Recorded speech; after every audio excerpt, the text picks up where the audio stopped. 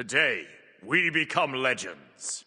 Items and building in Smite is something that requires an immense amount of knowledge to master. Every role is different, every god is different, even every match can be different based on enemy picks, the pace of the match, etc. It's impossible to provide a build guide that universally will apply to every god and situation in the game, but this video will hopefully help give you some general rules and advice that I personally use when crafting my own builds on the fly in my games. Copying builds from a content creator or pro player's video or website is completely fine if you're newer to the game or are trying out a new god and just aren't confident in making a build. But if you truly want to optimize your gameplay, you need to have a fundamental knowledge of why builds are constructed the way they are, so hopefully these general rules will help you get a footing with that. So first up, let's talk about penetration. This is a stat that is severely overlooked by newer or less experienced players and comes in two types, flat penetration and percent penetration. Flat pen ignores a set number of the enemy's protections and so is almost always built early on in your damage dealer builds. For mages and assassins, you should almost always have a flat penetration item in either your first or second slot.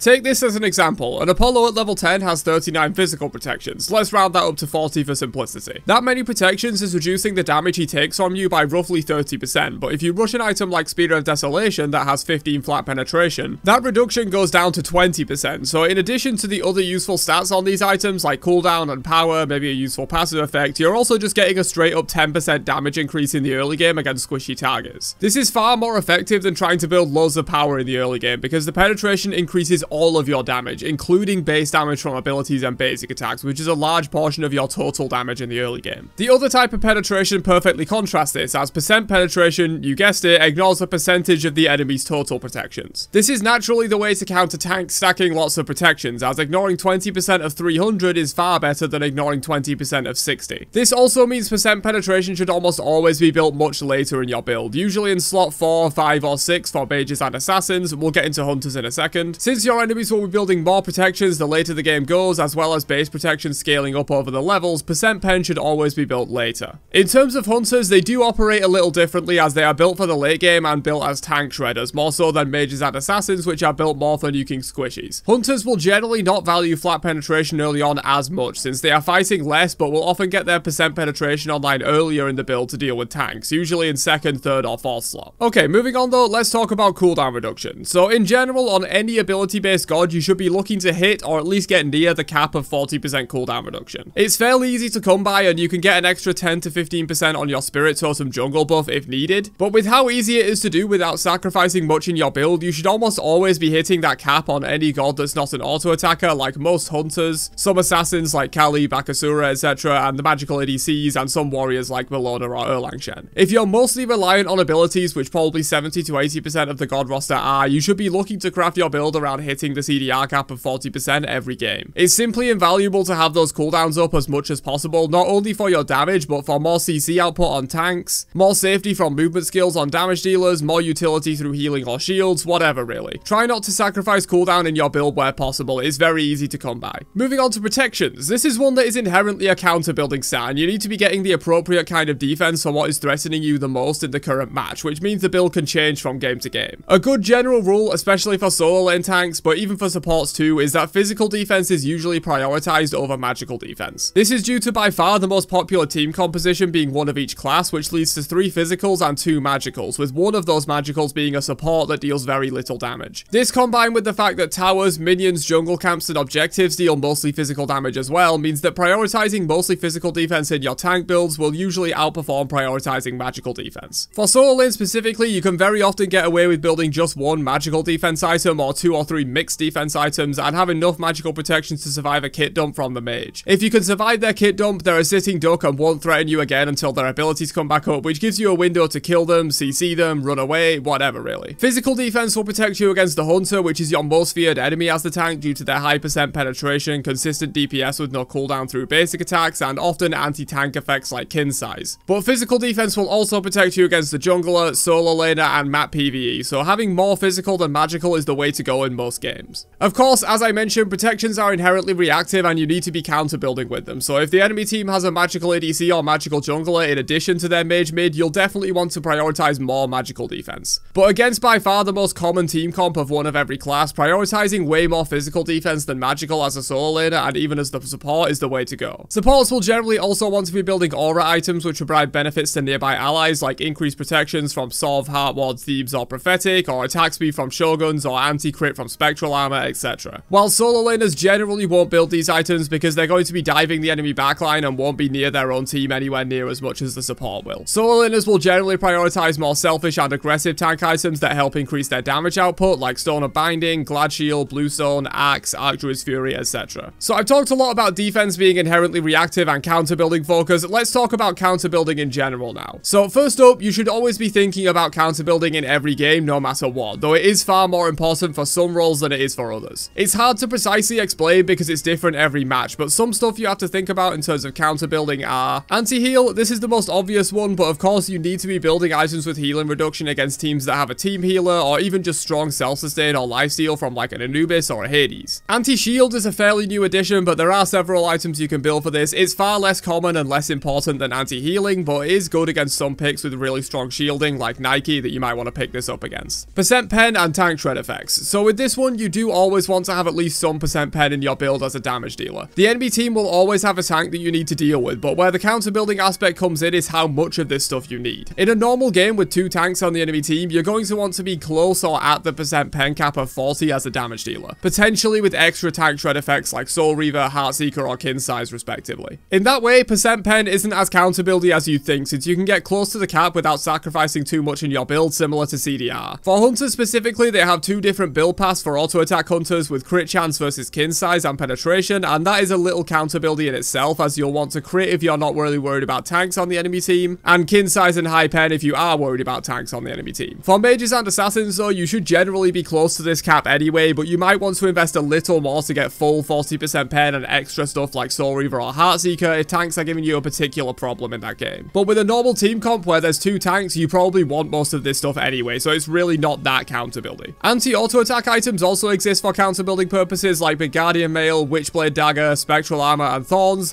These should be built if the enemy hunter or auto attack assassin are giving you a particular trouble as a tank, or if they have multiple of these. There are other specific counter building options as well, like Wingblade countering slows or Magi's Blessing stopping you getting CC'd down. This video isn't really about when to build these specific items. I do have a full video on that if you're interested. It's to give you a general overview of build rules, which hopefully this section on counter building has done. Okay, so next up I want to quickly go over build structure for all classes and roles. As I've already alluded to when talking about penetration, when you build an item is just as important as what item you build. Rushing percent pen and building flat pen 6th item while the enemy does the opposite will make your build much worse and theirs much better, even with the exact same items. So first up, mid laners and mages. These builds are pretty easy and they follow a fairly well-defined structure that is replicatable across most burst mages and most matches. You of course have your starter, which is god and meta dependent, but first item you're usually looking at a big power bomb like Book of Thoth or Doom Orb to get your power online, as your high scaling abilities need it. After that, you're looking at rushing into flat pen. Then the rest of your build is usually ability proc items like Soul Reaver or Soul Gem, god specific items like Staff of Murdin, and one of either Charon's Coin or Obsidian Shard to get your percent penetration up. For hunters, you also have a pretty well defined replicatable build structure. Starter item, lifesteal, 2% pen items, usually Executioner and Dominance, then the final 2 slots are either kin size and more pen or 2 crit items, depending on what kind of build you're going for. Hunter builds are very simple and the most rigid of all classes, and you can pretty much build the same thing every game, maybe with the adjustment of crit versus kin size. For assassins and junglers, you have your starter item, then your flat pen rush to get your damage online for ganks, then usually some kind of god specific item like Hydra's Lament for auto attack cancelers, Soul Eater for Pele, etc. Just something to get your damage up or give you some utility effects. Then you'll usually go into your percent pen bomb, which is almost always serrated edge at the moment but can change. Then your final 2 slots are usually proc items like Crusher or Heartseeker, or a Bloodforge if you're ahead and getting kills very often. There's a few things you can go in these final slots. Keep in mind this is for standard ability based junglers. Auto attack junglers or other things will have different build paths. Moving on to supports, you have your starter, then your stacking choice, which is either Prophetic Cloak if your god uses it well, or Gauntlet of Thebes. Second item, you'll grab Thebes if you're a Prophetic user, since having both is great, or another aura item like Sov if you're not a Prophetic user. For the other 3 slots, you're generally looking to fill out your CDR as much as possible and pick up useful team effects or counter build. With tanks, a lot of it comes down to counter build building in the later slots, so you might want to pick up a Pribwin for CDR, a Stone of Binding to amp up your team's damage on CC targets, and a Relic Dagger to increase the effectiveness of your powerful teamfight relics. But really, these last 3 slots are interchangeable depending on what you need. And finally, for solo laners, you'll have your starter item, then an efficient defense item against your lane opponent, then either another one of those or some kind of mixed defense, and then the rest of your build is filled out with whatever kind of protections you need for the current match and some way to boost your damage output. Be that proc items like Archdruid's Fury or Stone of Binding for flat pen to kill squishies, kin size for an auto attack solo laner, etc. As mentioned before, tank builds are inherently more counter building focused and adaptable than damage dealer builds are, so it's difficult, nigh on impossible to give hard and fast rules to follow in tank builds, but hopefully this helps. But that's about it for this general build guide for Smite. I know a lot of this information might seem a bit too general, but that's sort of the only way you can explain builds unless you want to get very specific on certain gods and matchups, which you can't really do in this type of video. Hopefully this was useful to you, and if it was, don't forget to drop a like before you leave and subscribe for more guides just like this one. I'll catch you guys in another one later on. Have a great day, and peace out, you nerds.